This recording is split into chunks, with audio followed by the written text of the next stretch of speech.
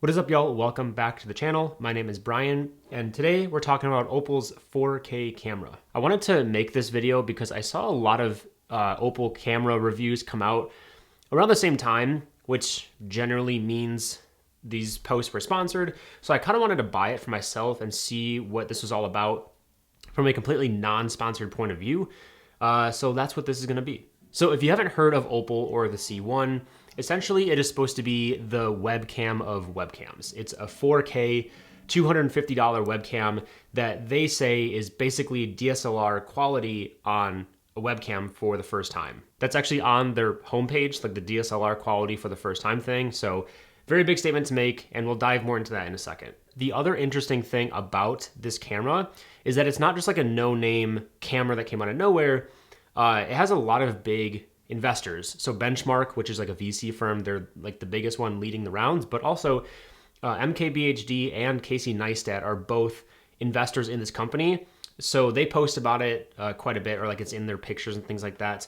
But yeah, also backed by creators. So just like another interesting aspect. The unboxing and design is actually something that I'm putting before the specs and the usage of this camera, because to Opal, it almost seems that the design or branding is as important, if not more important, than the actual functionality of the product. So it's just gonna go here first. Now the unboxing feels extremely premium, almost like Apple-esque.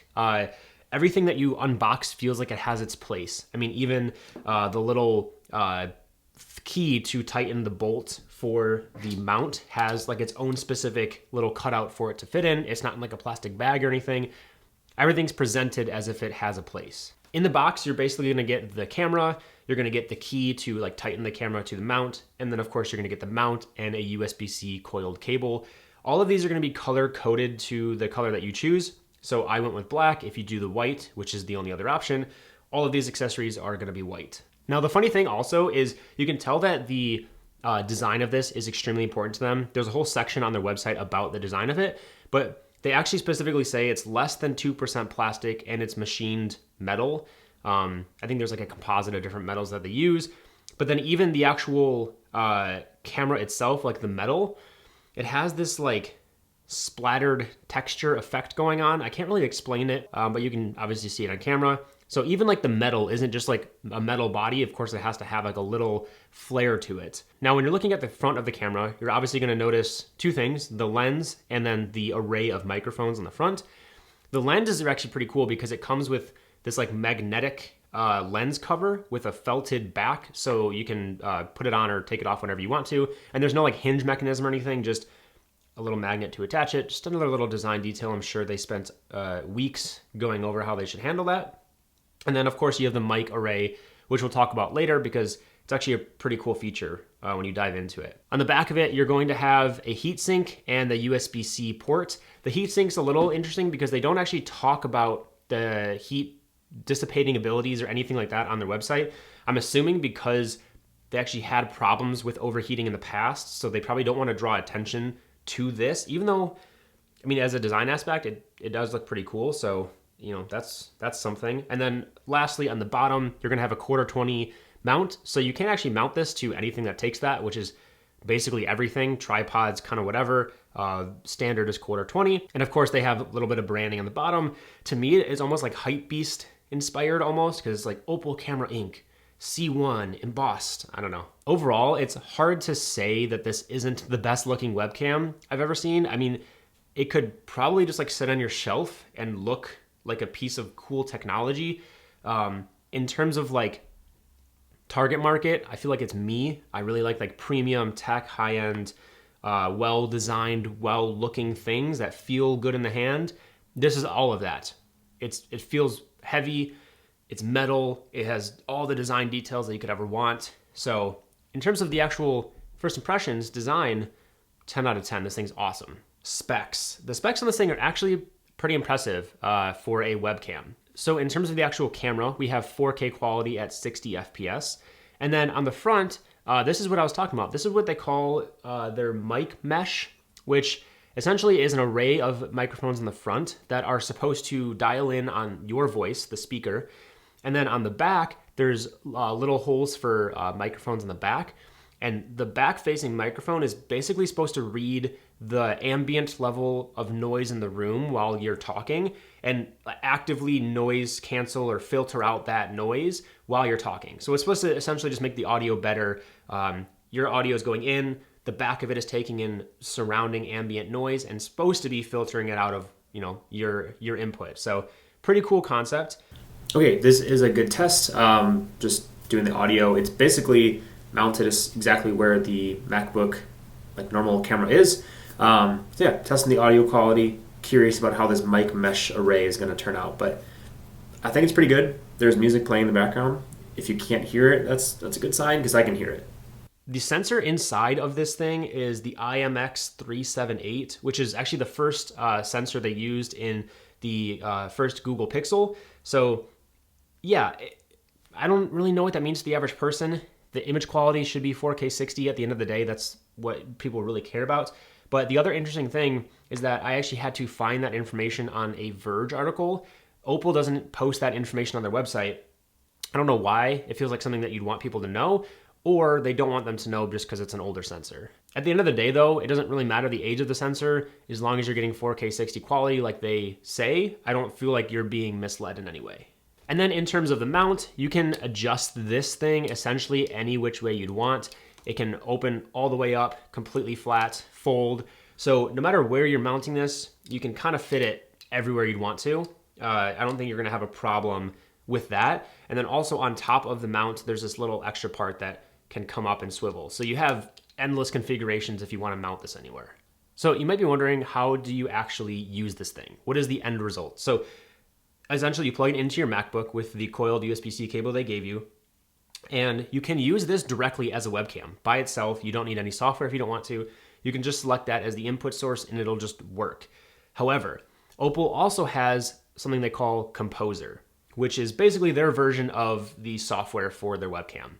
When you actually select the Composer as the input, it takes the feed in from the camera, does a bunch of stuff to it, kind of whatever settings you want to, and then feeds that out as the final product. So you can have a lot of things on your final image that you wouldn't get straight out of the camera. So for example, Composer can do things like add stickers, add fake bokeh. You can actually change the focus distance, white balance, color grading, lighting, backgrounds, face tracking. So when your camera's up and you're moving around, it can actually follow your face around. It's a very trippy looking thing, but that's also an option inside Composer. I also think this is a good time to point out that their attention to detail, again, like the branding and the design, is just out of this world, because there's actually a little icon inside of Composer where you can see your camera and turn your camera on and off. And the actual camera icon, you can change the color of it to match the color of your camera. So you can toggle it between black and white. It doesn't affect anything, obviously, outside of the icon looking different, but they wanted to give you that option so you can represent your camera in your software. It's a pretty cool touch. Now, when you're actually feeding input into this camera, they're boasting about this thing called computational photography. And I'll put a picture up of all of their different layers that they say they go through. But essentially what they're saying is they're doing a lot of processing to the image that you are putting in so that it can come out looking as best as possible. Best as possible is, of course, super subjective. You can decide if you think it looks good or not. I'll put some images or videos up on the screen now so you can kind of judge based on the different settings, kind of what you're looking at. Now, my room is kind of lit well. It's not crazy lit when I'm on my computer over here though. So it's generally what I would say is a normal environment for what this camera would be used for. Now, if I have to be honest, my overall thoughts on this thing is that these videos actually look pretty good. When I'm using, I mostly use this for work calls, but when I'm using this on work calls, I think, at least on my end, my video looks better than everybody else's. The zooming or the focal distance is actually really good in my opinion. It doesn't look too fake. On Zoom and Google Meet, you can sometimes get that fake blurriness where it's literally a cutout of you and then everything is blurry behind you. That doesn't really happen. You can customize the focal distance yourself, so it actually looks really good in my opinion. And then of course, things like white balance, color, you can adjust all these things yourself if you want to. But in my opinion, the automatic settings of this camera have actually turned out to be pretty good straight out of the box. I haven't had to do any customization to those to get a good image quality, at least I think. Now, kind of with all the tech I ever review, you don't need this. It's a $250, very expensive, very premium camera. But I think that Logitech and all the other companies that haven't updated their cameras in 15, 10 years and have been kind of running the same thing, these types of things are needed to kind of make those companies say, hey, there's another company out on the block, a new person doing way cooler things than we're doing. Maybe let's step up our game. Because what I think it was like the Logitech C720 or whatever like the generic one is that everybody has had for years and years and years. That thing has not been updated forever. So I appreciate that they're doing something new. I think honestly for the price, if you're willing to pay the premium, it does everything you'd expect it to do. I have not had any problems with overheating. I don't know if that was a software update or something before I got it, but ever since I've owned it, I have had zero problems with it overheating or draining my computer battery or anything outrageous. It just kind of seemed to function like a really good webcam, and that's kind of all I expect it to really do. It also looks cool, of course.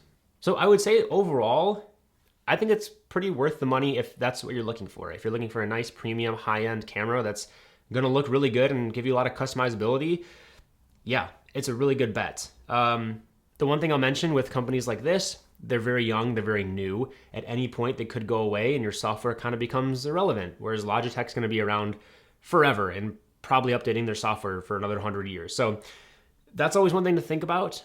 But if you're like me, you like trying new tech, like trying new premium things, I think this is a really good bet. Overall, I think I really enjoyed this camera a lot. So if you have any questions about it, let me know in the comment section down below. I'd be happy to answer.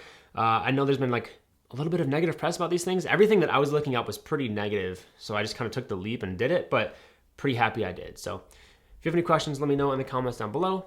Other than that, I'll talk to you guys in the next one. Peace.